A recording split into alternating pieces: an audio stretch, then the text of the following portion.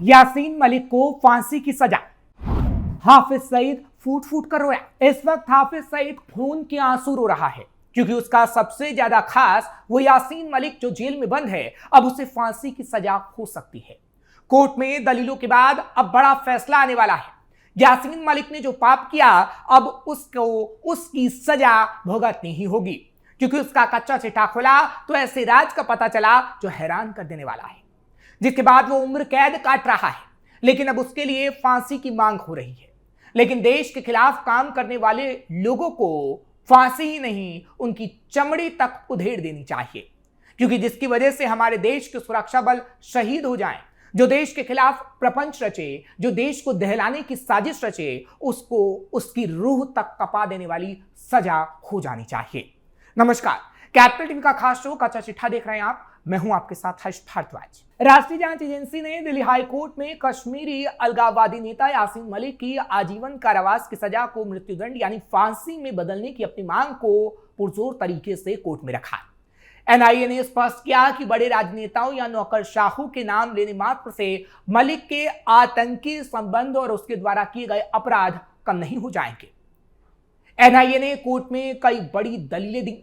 NIA ने court में दाखिल अपने रिजवाइंडर में कहा है कि जम्मू कश्मीर लिबरेशन फ्रंट यानी जेकेएलएफ का प्रमुख कई आतंकवादी संगठनों के साथ गहराई से जुड़ा हुआ था, यानी वही यासीन मलिक जो इस वक्त जेल के अंदर है और उम्र कैद की सजा काट रहा है। एनआईए के मुताबिक यासीन मलिक के संबंध लश्कर तैयबा के सह संस्थापक हाफिज सईद और हिजबुल मुजाहिदीन के प्रमुख सैयद सलाहुद्दीन जैसे पाकिस्तान स्थित आतंकियों से रहे हैं।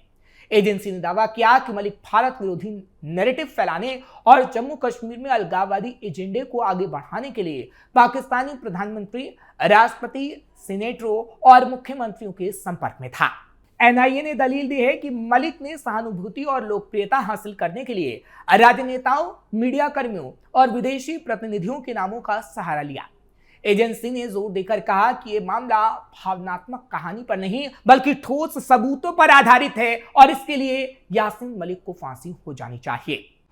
यासीन मलिक ने लिए थे बड़े नेताओं के नाम। इससे पहले तिहाड़ जेल से वर्चुअली पेश हुए यासीन मलिक ने 85 पन्नों का एक हलफनामा दायर किया था। इसमें उसने दावा किया था कि उसने लगभग 3 दशकों तक राज्य समर्थित बैक चैनल के माध्यम से काम किया। दरअसल उसने पूर्व प्रधानमंत्री, खुफिया प्रमुखों और व्यापारिक हस्तियों के साथ बैठकें करने का हवाला देते हुए खुद को कश्मीर में शांति स्थापना में सहायक बताया। एनआईए ने इन दावों को खारिज करते हुए कहा कि मलिक ने खुद स्वीकार किया था कि वो जेकेएलएफ का कमांडर इन चीफ था और सलाहुद्दीन जैसे आतंकियों से उसके साथ संबंध थे, जिसके लिए उसे फांसी की सजा अब कोर्ट को दे देनी चाहिए। कुल 9 धाराओं में सुनाई गई थी सजा। कोर्ट ने यासीन मलिक को कुल 9 धाराओं में सजा सुनाई थी। इसमें 120B में 10 साल की सजा और 10,000 जुर्माना लगाया गया। 121 में उम्र कैद की सजा और 10,000 जुर्माना। 121A में 10 साल की सजा और 10,000 जुर्माना। यूएपीए की धारा 17 में उम्र कैद सजा और 10 लाख रुपए का जुर्माना। यानी इस वक्त वो उम्र कैद की सजा काट रहा है, लेकिन उसे फांसी की सजा हो जानी चाहिए, ऐसा एजेंसी कहती है। और वो लोग भी जो कहीं ना कहीं यासीन मलिक की वजह से प्रताड़ित हुए और वो लोग भी आज यासीन मलिक की फांसी की सजा मांग रहे हैं और उसके मरने तक की दुआएं कर रहे हैं। इस मामले को समझने के लिए राजनीतिक विश्लेषक से भी हमने संपर्क किया ताकि आप समझ पाएं कि आखिर कैसे यासीन मलिक फंसा और कैसे अब उसे फांसी की सजा हो सकती है। डॉक्टर राम श्रीवास्तव, राजनीतिक विश्लेषक, इस पे क्या कुछ कहते हैं वो भी आप सुनिए। यासीन मलिक का केस 2 मामलों में उनको आजीवन कारावास की सजा हुई है। पहला मामला है 1990 का, जिसमें उन्होंने श्रीनगर में गोलीबारी करके 4 एयरफोर्स के जवानों को मार दिया था और लगभग 20 घायल हो गए थे। दूसरा 2022 में उन पर जो एनआईए के स्पेशल कोर्ट में धारा 121 के तहत भारत के विरुद्ध युद्ध और जासूसी का आरोप में उन पर जो मुकदमा चल रहा है, दरअसल वो एक बहुत महत्वपूर्ण मुकदमा है, क्योंकि एनआईए ने 2017 से यासीन मलिक पर आरोप लगाया कि इन्होंने जम्मू कश्मीर लिबरेशन फ्रंट के नाम से जो एक संगठन बनाया था, दुनिया भर में नेटवर्क बनाकर वो जम्मू कश्मीर में आतंकवाद और अलगाववादी घटनाओं को प्रचलित कर रहे थे। उन पर जो है 7 आजम कारावास की जो सज़ा चल रही है, इसके अलावा 10.7 लाख का उन पर जुर्माना भी किया गया है। कोर्ट ने शुरू में ही इसे फांसी की कैटेगरी माने रेयरेस्ट ऑफ रेयर मामला माना था।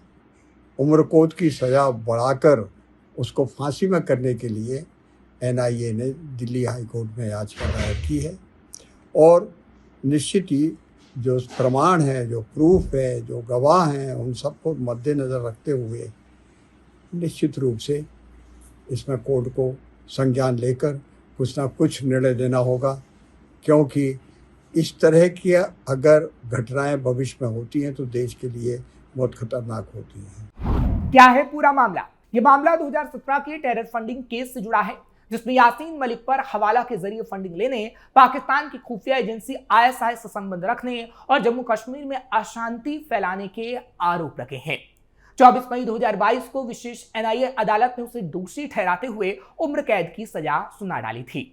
इसके बाद NIA ने 2023 में उसकी सजा बढ़ाने के लिए दिल्ली हाई कोर्ट का रुख किया था। यासीन मलिक ने कबूल किया था जुर्म। यासीन मलिक ने अवैध गतिविधियां रोकथाम कानून UAPA के तहत लगाए गए आरोपों समेत उस पर लगे सभी आरोपों को स्वीकार कर लिया था। इससे पहले कोर्ट ने हाफिज सईद, सैयद सलाहुद्दीन, यासीन मलिक, शब्बीर शाह, मसरत आलम, राशिद इंजीनियर, जहूर अहमद वटाली, बिट्टा कराटे, आफ्ताब अहमद शाह, अवतार अहमद शाह, नईम खान, बशीर अहमद भट्ट और फपीर सैफुल्ला समेत दूसरे आरोपियों के खिलाफ आरोप तय करने के आदेश दिए थे। NIA के मुताबिक पाकिस्तानी खुफिया एजेंसी ISI के सहयोग से लश्कर तैयबा, हिजबुल मुजाहिदीन, JKLF, जैश-ए मोहम्मद जैसे संगठनों ने जम्मू कश्मीर में आम नागरिकों और सुरक्षा बलों पर हमले और हिंसा को अंजाम दिया। 1993 में अलगाववादी गतिविधियों को अंजाम देने के लिए ऑल पार्टी हुर्रियत कॉन्फ्रेंस की स्थापना की गई। यासीन मलिक समेत 12 से ज्यादा आरोपियों के खिलाफ NIA ने 18 जनवरी 2018 को चार्जशीट फाइल की थी। 30 मई 2017 को जम्मू कश्मीर में आतंकी और गैर कानूनी गतिविधियों को अंजाम देने के लिए नेटवर्क चलाने के आरोप में यासीन पर केस दर्ज हुआ था। यासीन मलिक मूल रूप से श्रीनगर के मैसूमा इलाके का निवासी है। वो 1980 के दशक में JKLF के माध्यम से सशस्त्र संघर्ष में सक्रिय था। इस संघर्ष में रूबिया सईद यानी तत्कालीन गृहमंत्री मुफ्ती मोहम्मद सईद की बेटी के अपहरण और 1990 में श्रीनगर के रावलपुरा में 4 भारतीय वायुसेना अधिकारियों की हत्या जैसी घटनाएं घटी थी, जिसका आरोपी यासीन मलिक को बताया गया। और तो और जिसके लिए भारत सरकार ने यासीन मलिक को आतंकवाद और देश विरोधी गतिविधियों के लिए दोषी भी ठहराया था। मई 2022 में दिल्ली की NIA कोर्ट ने उसे UAPA के तहत टेरर फंडिंग और साजिश रचने के आरोप में उम्र कैद की सजा सुनाई। ये वर्तमान में तिहाड़ जेल में बंद है। 2025 में NIA ने उसकी सजा को मौत की सजा में बदलने की कोशिश की और 2026 में अब एक बार फिर से मौत की सजा में बदलने की कोशिश NIA कर रही है और फांसी की मांग कर रही है। यासीन मलिक इन मामलों में भी रहा शामिल। 11 फरवरी 1984 आतंकवादी मकबूल भट्ट को देश विरोधी गतिविधियों और आतंकी घटनाओं में शामिल होने के आरोप में फांसी पर चढ़ा दिया गया। तब यासीन मलिक ने जगह जगह मकबूल भट्ट के समर्थन में पोस्टर लगाए। इस मामले में यासीन को पुलिस ने गिरफ्तार किया और वो 4 महीने तक जेल में रहा था। 1980 का दशक। 1980 से ही कश्मीर में हिंदुओं पर हमले होने लगे थे। इसमें यासीन मलिक और उसके साथियों का नाम आता था। बढ़ती हिंसात्मक घटनाओं को देखते हुए 7 मार्च 1986 को तत्कालीन प्रधानमंत्री राजीव गांधी ने जम्मू कश्मीर की गुलाम मोहम्मद शेख सरकार को बर्खास्त कर दिया। राज्य में राज्यपाल शासन लागू कर दिया गया। इसके बाद कांग्रेस ने फारूक अब्दुल्ला की नेशनल कॉन्फ्रेंस के साथ हाथ मिला लिया था। 1987 में यासीन की बड़ी कारस्तानी। 1987 में विधानसभा चुनाव हुए। इस चुनाव में कश्मीरी आतंकी गतिविधियों से जुड़े नेताओं ने मिलकर एक नया गठबंधन किया, जिसमें जमात-ए-इस्लामी और इत्तेहादुल उल मुस्लिमीन जैसी पार्टियां साथ आईं और मुस्लिम यूनाइटेड फ्रंट बनाया गया। यासीन मलिक ने इस गठबंधन के प्रत्याशी मोहम्मद यूसुफ शाह के लिए प्रचार किया। बाद में इसी यूसुफ शाह ने आतंकी संगठन हिजबुल मुजाहिदीन का गठन किया। आज यूसुफ शाह को सैयद सलाहुद्दीन के नाम से जाना जाता है। 1987 में बढ़ी हिंसा और तो और 1987 में कांग्रेस और नेशनल कॉन्फ्रेंस से मुस्लिम यूनाइटेड फ्रंट चुनाव हार गई। इसके बाद पूरे कश्मीर में हिंसा हुई। कहा जाता है कि यासीन मलिक ने पूरे कश्मीर में आतंकवाद को बढ़ावा दिया, आतंकी पैदा किए। 1988 में जेकेएलएफ से जुड़ा यासीन मलिक जम्मू कश्मीर लिबरेशन फ्रंट यानी जेकेएलएफ से भी जुड़ा। वो एरिया कमांडर था। इसके जरिए यासीन मलिक ने कश्मीरी युवाओं को देश के खिलाफ भड़काना शुरू कर दिया। 1988 में पाकिस्तान गया यासीन। इतना ही नहीं, 1988 में जम्मू कश्मीर लिबरेशन फ्रंट यानी जेकेएलएफ से जुड़ने के कुछ दिनों बाद ही वो पाकिस्तान चला गया। यहां ट्रेनिंग लेने के बाद वो वापस भारत आया। इसके बाद उसने गैर मुसलमानों को मारना शुरू किया, यानी हिंदुओं को मारना। 8 दिसंबर 1989 को अपहरण। इतना ही नहीं, 8 दिसंबर 1989 को देश के तत्कालीन गृह मंत्री मुफ्ती मोहम्मद सईद की बेटी रूबिया सईद का अपहरण कर लिया गया। इस अपहरण कांड का मास्टरमाइंड अशफाक वानी था। कहा जाता है कि अपहरण कांड भी यासीन मलिक के इशारे पर ही हुआ। इसमें शामिल सारे आतंकवादी जेकेएलएफ से जुड़े थे। टाडा कोर्ट ने इस मामले में यासीन मलिक, अशफाक वानी, जावेद मीर, मोहम्मद सलीम, याकूब पंडित और अमानतुल्लाह खान को आरोपी बनाया था। 1990 में सुरक्षा बल के जवानों पर हमला।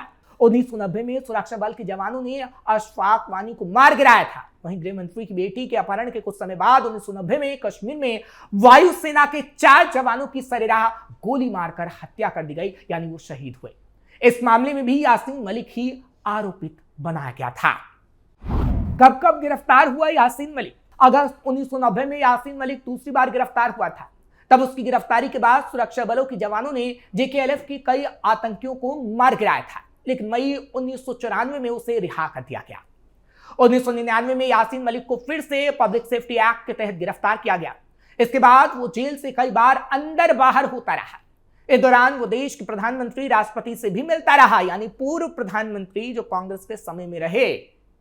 2005 में प्रधानमंत्री मनमोहन सिंह यानी तत्कालीन प्रधानमंत्री मनमोहन सिंह से मुलाकात की गई, जिसकी तस्वीरें कई बार वायरल हो चुकी हैं। 2017 में यासीन मलिक के खिलाफ टेरर फंडिंग मामले में एनआईए ने केस दर्ज किया, जिसके बाद एक बार फिर 2019 में यासीन मलिक को गिरफ्तार कर लिया गया। इसी केस में 19 मई 2022 को कोर्ट ने यासीन मलिक को टेरर फंडिंग के मामले में दोषी ठहराया था और उम्र कैद की सजा सुनाई थी, जिसके बाद एनआईए ने फांसी की सजा की मांग की और एक बार फिर 2026 में एनआईए की तरफ से दलीलें दी गई और कहा कि यासीन मलिक को फांसी की सजा दे देनी चाहिए। फिलहाल आपकी इस खबर पर क्या राय है, हमें कमेंट सेक्शन में जरूर बताएं। खबर को लाइक शेयर करें, कैपिटल टीवी को सब्सक्राइब करना मत भूलिएगा।